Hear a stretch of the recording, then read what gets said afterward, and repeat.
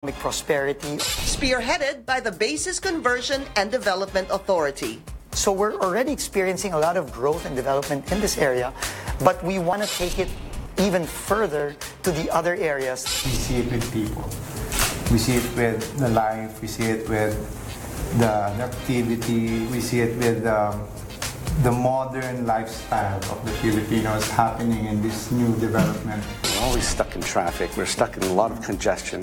And the way to decongest out of Metro Manila and empower the rest of the country is to give back time to our people. Reinventing Clark, turning the former American base into a world-class site called the New Clark City. And later, a humanoid robot that can do backflips. That's for today's In Focus.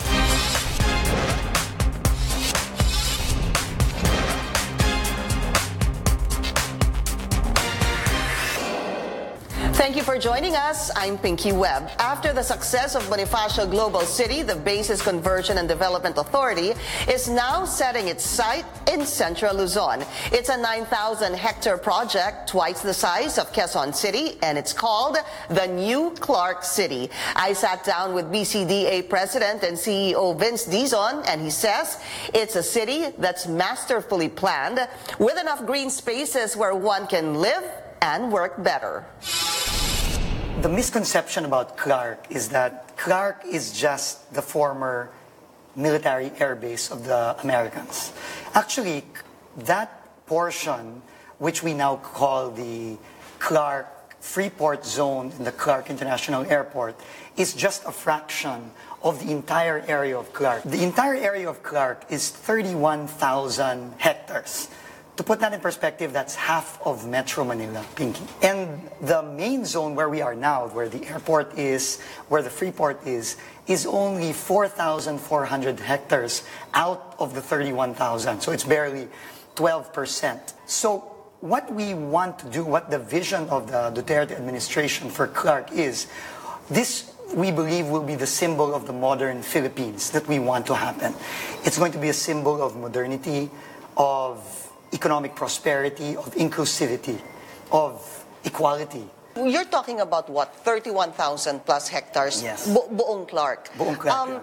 Can you give me its composition? Yes. So the area that's already built up, that's already developed, where the former U.S. Air Base used to be, is about 4,400 hectares. It's divided into two, basically. Half of that, or about 2,400 hectares, is reserved for the airport. The remainder, about 2,000 plus hectares, is the Freeport, where the likes of Texas Instruments, Samsung, Yokohama, and now we have a new city that we're building here. It's called Clark Global City. It's already built up. Medical City is there already. One of the premier hospitals in the country is there. And we have two new, very modern buildings that are going to house BPOs and other offices. Let's talk about the airport. What can we expect from the international airport? You know, the airport in Clark is our biggest airport facility in the country. It's 2,400 hectares. And the infrastructure is already there. It was developed for us during the time of the Americans. All we had to do is rehabilitate a little bit after Mount Pinatubo and then maintain it well. Yeah. It's a huge airport, and the runways and the taxiways, the tarmac is all world-class. Right now it has one major runway, but just to give you some trivia about that runway was built in 1990 by the United States. And did you know that it was so well built that it was designed to be an alternative landing site for their space shuttle program? So what can we expect from this new airport? Okay. We're right now in the process of bidding out the new terminal, which is going to be a world-class and a very, very big terminal. It's approximately about 85,000 square meters. Is it going to be the biggest terminal in the Philippines, you think? It's going to be slightly smaller than NAIA 3. Okay. But it's going to be definitely bigger than NAIA 1 and NAIA 2. But it's going to be designed by world-class designers. Let's face it, you know, NAIA is really bursting at the seams right now. It's operating at way over capacity. And obviously the traffic is, horrendous there. And the Department of Transportation, under the leadership of Secretary Tugade, is in the process of building our Manila to Clark Railway. When is that? When is the completion of that? I think the target of Secretary Tugade is sometime in 2021, so towards the tail end of the president's term. Okay, but let me go back to the airport. So very interesting. When is its completion, and how many passengers are you expecting to be coming in and out of this airport? In total, the capacity is for more than 8 million passengers per year. That's for the first terminal, the first expansion that we're building. And completion will be first quarter of 2020. You have this project that you are launching, and it's called the New Clark City. Yes. Tell us more about that. New Clark City is our most ambitious project to date because it's a greenfield project. We're building it where there is nothing there right now. This could be the benchmark for future cities in the country.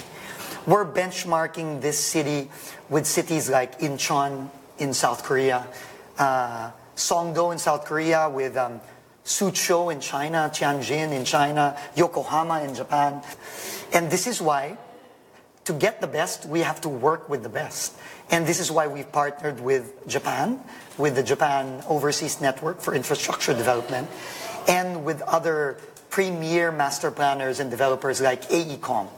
And it's being planned so that we don't experience, even 30 years, 40 years, 50 years from now, the problems we're experiencing in other cities in the country, like Metro Manila, like Cebu, and all the other urban centers.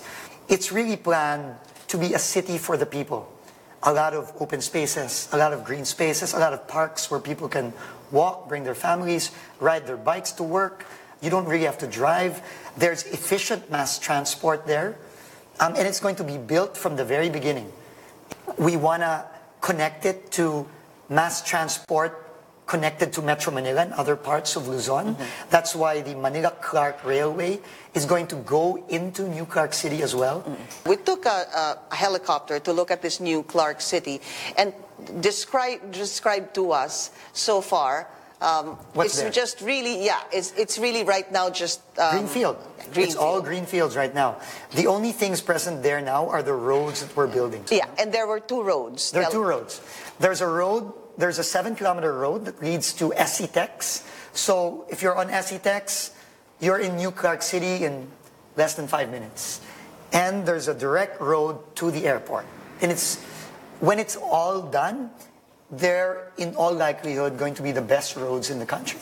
How do you foresee this developing in the next couple of years? We feel that we can finish the first phase within the president's term, meaning by 2022, we're done with phase 1. However, by December of 2019, we will actually be hosting some of the events for the Southeast Asian Games in that area. We're going to be building 2 facilities, an athletic stadium and an aquatic center. So together with a couple of just a few retail areas and a beautiful park, that's going to be the beginning of New Clark City. Not to mention also there's supposed to be 1 office building. Yes, there's going to be 1 or 2 office buildings for the initial government offices that will be moving there. Because as you know, the president has mandated that government offices start moving out of Metro Manila as part of his efforts to decongest. Yeah. Once this new city is built, especially phase 1, most likely a lot of government offices will actually be lining up to be in that city. Designed, who are the people helping The you? master planner is AECOM and Nippon Koi of Japan. So AECOM based out of Singapore and Nippon Koi based out of Tokyo. And for some of the facilities like the stadium and the aquatic center, we've tapped one of the best designers in the country, Royal Pineda of Buji Royal. Mr. Dizon, just to summarize, New Clark City, how can you attract people to look into this and want to work here or live here? I think the main attraction will be how the city will be, how the city will be built. You know, in Metro Manila, we're obviously suffering from congestion all the time, traffic. There's practically no green space in Metro Manila anymore. This is going to be totally different. It's going to be, can you imagine, Pinky, just being 10, 12 minutes from the international airport? That is going to be a huge attraction for people and for businesses and for companies to locate. Is it going to be better than BGC? I must say it will be. It will be better. Just because it's, I think, going to be planned better, and it's going to give more back to the people. This is The Source on CNN Philippines. Coming up, how will the new Clark City look like? We'll show you when we return. And later, a robot that can do backflips. That's for today's In Focus.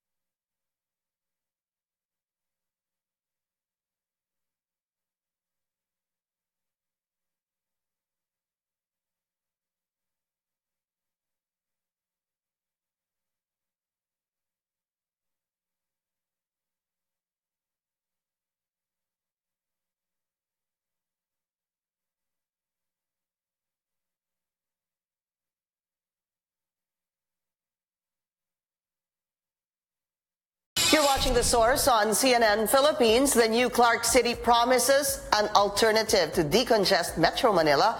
Apart from state-of-the-art infrastructure and housing projects, the city will also be the home of the 2019 Southeast Asian Games. I sat down with Sylvester Wong of ACOM and Royal Pineda of Buji Royal Architecture and Design, two of BCDA's partners in developing the new Clark City. They told us what Filipinos can expect in this world-class project that can definitely become the city of the future. You know, New Clark City is so exciting because it's the first time with a blank slate that we can create a whole new integrated place for Philippines. And it's a city that has renewable power, it's got greenways, it's got so many amazing places for people to live and to work. What about you, Royal? How do you foresee it? Remember when we were in the chopper and then we went down and I saw just so much green and there was so much excitement in you, in your eyes. We see it with people. We see it with the life. We see it with the activity. We see it with the modern lifestyle of the Filipinos happening in this new development. And that really excites us. So can we talk specifics? Please go ahead and tell me more about the kind of structures we're going to see in the first phase of the new Clark City. You know, the first phase is so important because it sets the tone for everybody else, right? And so I think having public uses, a new stadium, new government center, all surrounding a beautiful park for the people, that creates a really integrated society. New stadium, when you talk about that, Royal, you have much to say about that. Yeah, well, it's going to be for this coming SEA Games, and we believe that the eyes of the whole region will be on the Philippines, and we believe that it's really about time to present the modern sensibility of the Filipinos, and the way we're doing it is like we got inspired with Pinatubo, the caldera of the Pinatubo. That's why the stadium creates this beautiful, silhouettes of the crater. The lahar becoming the new fiber of the city, the skin of the architecture. And the frames are actually the bones of the paroles. So we're quite excited because we'll be the one to unveil this. Yes. So we have at least the first phase. We have a stadium, we have a government office. What else? There are other establishments that should be built in the next 2 years. Housing, education, transportation hubs, all these little pieces that make a full city. What excites you about this project, Sylvester? I think the immense scale of it, especially how it's important to the whole country in its competitiveness, not just in terms of global economy, but in terms of what it gives back to society and to Pampanga and to Tarlac. What about you? Well, I'd like to add for another extra architecture that we have here, which is quite another icon for this area, which is the Aquatic Center. And again, we always say that we want to put art in everything that should happen in this development. So why do we need to put art? Because we believe that there should be a pulse. There should be life in everything that we create here. So either it's an architecture, either it's a park, or an art installation. And the thing that really makes me excited is it's just that we're doing a total environment here. What we're really getting now is a global audience, because we believe that this is going to be a main event for the Philippines, because it's not going to be a mediocre city. We want to make sure that it's going to be a new benchmark for the Philippines. I think very exciting is 2019. You both mentioned the SEA Games, so yes. The new Clark City will not be fully operational. That's in 2019, but a part of it, obviously. That's something everybody should be looking forward to, and this will showcase the new Clark City during the SEA Games. Yes. Yes. Yeah, the SEA Games themselves are a great way to let the whole world know that the Philippines is leading the way when it comes to future-proofing its societies. I mean, being sustainable and resilient, having smart cities, being very livable. I mean, these are all what global cities try to aim for.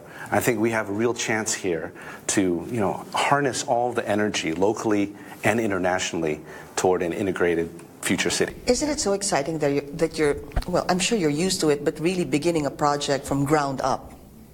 with everything in mind, keeping everything in mind, the kind of life that will be sustained in a city like this. Yes. You know, what's wonderful about this is, although the ground is quite open, and you still see the sense of the sky and the trees and the water that's around, it's also backed up by a lot of experience. I mean, BCDA has done BGC, there's a lot of success in bringing investors in, and you've got SE Techs and other types of infrastructure that's been built, and you've got the airport right next to it. So when you put all these things together, you know, it's kind of this migration from location to connectivity. Probably one of your most exciting project, Royal, so far? I would really say it is. Because, again, it's nation building. You know, it is not just about doing a project. It is about creating a vision for the country itself. And I think as Buji Royal is a total design company, so it's all about totality. So that's what we're saying, you know, like collaborating with AECOM and everybody, BCDA, the government. It is about trying to dig into the deepest identity that we have as Filipinos. And we, Buji Royal, are trying to do that to really reach the point of authenticity. You know, when I talk to you, I really feel and see so much pride in you being part of this project. As a last question, I wanted to ask you both, if you were to sell this to somebody, what would be New Clark City's selling point? Sylvester, I'll start with you. You know, at AECOM, when we do a lot of these master plans around the world, and when we try to integrate connectivity and transport and city building and societies, it usually comes down to time. And here we are discovering time again. We're giving time back to the people by making things walkable, by bringing uses and economies together. So I think and we need so much more of it here in the Philippines, right? We're always stuck in traffic. We're stuck in a lot of congestion. And the way to decongest out of Metro Manila and empower the rest of the country is to give back time to our people and our investors. And that's what New Clark City means for us. Well, I think the way to sell this is simple. And it's about the people. And if we constantly refer to people and nature itself, wherein we have a beautiful land, you know, the terrain, the background, and if we celebrate the people itself, we present that variety to the world, that the Filipinos being modern, and the land itself being progressive with the development of the architecture, the planning, the permeability of this architecture and the planning of the urban planning of it, the infrastructure itself. I believe that it will sell its own uniqueness. The rest is about us Filipinos manifesting ourselves to the world. This is The Source on CNN Philippines. Still ahead, Jim Nance